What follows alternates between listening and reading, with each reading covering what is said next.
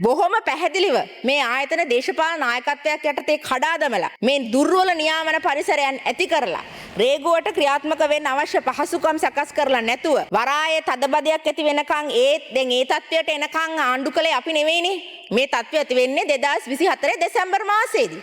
එතකොට 2024 දෙසැම්බර් මාසයේදී කියනකොට නොවැම්බර් මාසයේදී තමයි මහමැතිවරණය පවත්වන්නේ. දෙසැම්බර් මාසයේ වෙනකොට මාසෙයි ඇමතිවරයා පත් වෙලා. නමුත් මේ ප්‍රශ්න මේ තරම් නරක වෙනකම් මේක අර ජනාධිපතිතුමා බොහොම පැහැදිලිව ප්‍රකාශ කළා. මීට පෙර 13 වතාවක් 12 වතාවක් මේ සිද්ධිය මේ ආකාරයෙන්ම කමිටුව යටතේ කන්ටේනර් නිදහස් කරලා තියෙනවා. එතකොට ඒ කිසිම අවස්ථාවක මේක අඩු ගානේ ඒක ගැන කතා කළා විතරක් නෙවෙයි.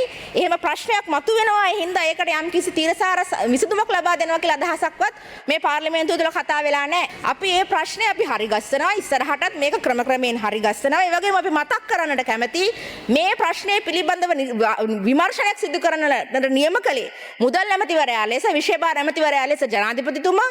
ඒ සම්බන්ධයෙන් ඒ වාර්තාවට අනුව ඊළඟට ක්‍රියාත්මක කරන්නේ අපේ රජය.